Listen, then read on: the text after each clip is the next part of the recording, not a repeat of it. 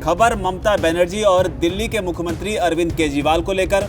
उनके खिलाफ जो अध्यादेश आया, जो उनकी पावर छीनी गई, उसे लेकर अब केजरीवाल ने ममता बनर्जी से मुलाकात की है।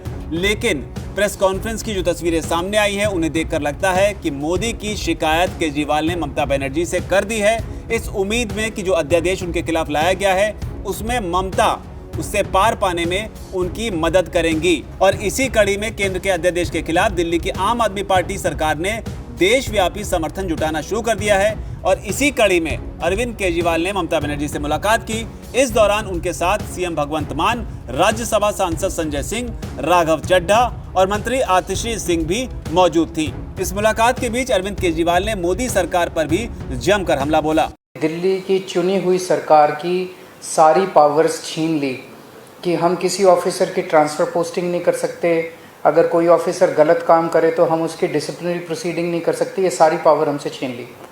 8 साल तक दिल्ली के लोगों ने संघर्ष किया, हम सुप्रीम कोर्ट गए। 8 साल के संघर्ष के बाद सुप्रीम कोर्ट ने हमारे पक्ष में ऑर्डर किया, दिल्ली की जनता जीत गई।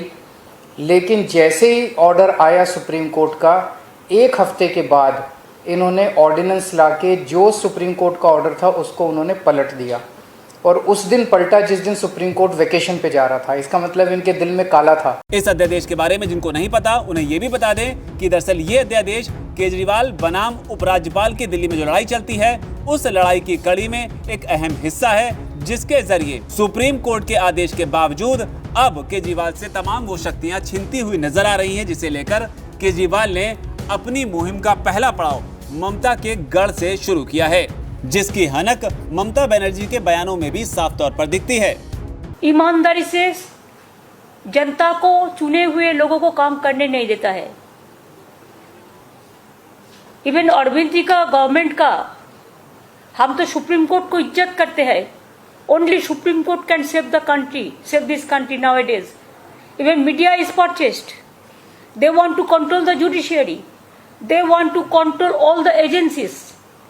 इसी के लिए हम लोगों ने आपस में बैठे बातचीत किए, और जो सुप्रीम कोर्ट वर्डिक्ट देने का बाद भी जो ऑर्डिनेंस लेके आया सेंट्रल गवर्नमेंट, दिल्ली गवर्नमेंट के खिलाफ में, हमारा पार्टी के लिए, मैं सब पार्टी को अपील करेंगे कि अगर हर पार्टी हम एक साथ में अपोजिशन हो सकता है, दिस इज द मौका है, तो एक बहुत बड़ा मैसेज जाएगा देश के लिए कि हम बीजेपी को राज्यसभा में हरा सकते हैं, तो ऑर्डिनेंस भी जा सकता है।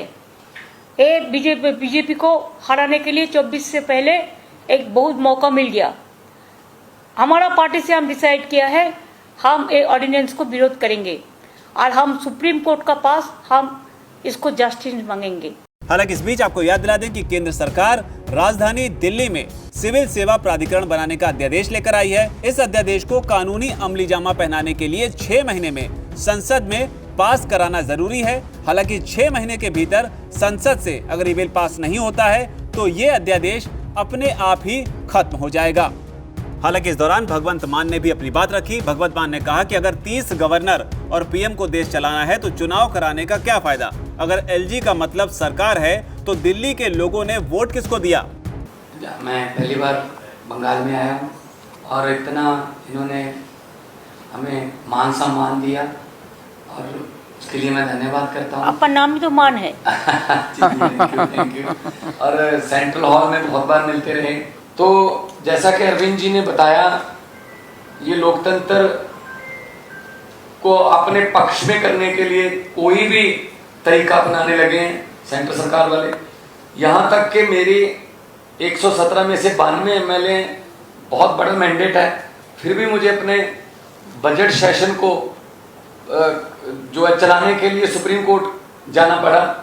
सुप्रीम कोर्ट से ऑर्डर है कि राज्यपाल रोक नहीं सकता, बजट सेशन चलना चाहिए। इस लेवल तक हमें तंग करते हैं। हालांकि इस बीच सबकी नजरें कांग्रेस पार्टी पर टिकी हुई थी कि कांग्रेस पार्टी के अध्यादेश के मामले पर केजरीवाल की सरकार का समर्थन करेगी। क्या मोदी और केजरीवाल में से बड़ा दुश्मन कौन है? कांग्रेस पार्टी इसे चुनते हुए केजरीवाल का साथ देगी। तो इस बीच कांग्रेस पार्टी से भी बयान आ गया है। यहाँ पर केसी वेणुगोपाल ने ट्वीट करते हुए अपने इरादे साफ कर दिए हैं, जो आम आदमी पार्टी के लिए एक बड़ा झटका है। केसी वेणुगोपाल ने ट्वीट करते हुए कहा कि कांग्रेस पार्टी ने अधिकारियों की नियुक्ति के संबंध में दिल्ली सरकार की एनसीटी की शक्तियों पर सुप्रीम कोर्ट के फैसले के खिलाफ लाए गए अध्यादेश के मुद्दे पर कोई निर्णय नहीं लिया है। ये अपनी राज्य इकाइयों और अन्य समान विचारधारा वाले दलों से परामर्श करेगी। यानी कि कांग्रेस ने अभी इस मामले पर पत्ते नहीं खोले हैं, यानी कि वो चर्चा करने के बाद ही तय करेगी कि केजरीवाल का समर्थन करना है या उनकी डूबती नैया को उनके हाल पर ही छोड़ देना है। हालांकि इस बीच गौर करना चाहिए संदीप दीक्षित के उस बयान को लेकर भी जो उन्होंने आम आदमी पार्टी को लेकर दिया है। उन्होंने कहा है कि आप तो भ्रष्ट पार्टी है, इनके साथ खड़े होंगे तो दिल्ली की जनता के साथ धोखा होगा।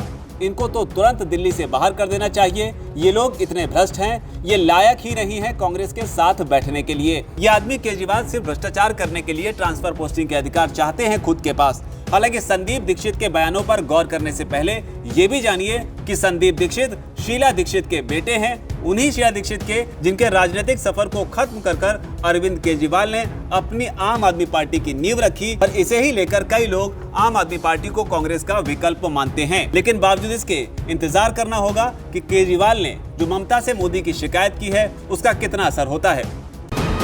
वीके न्यूज, राष्ट्र के नाम।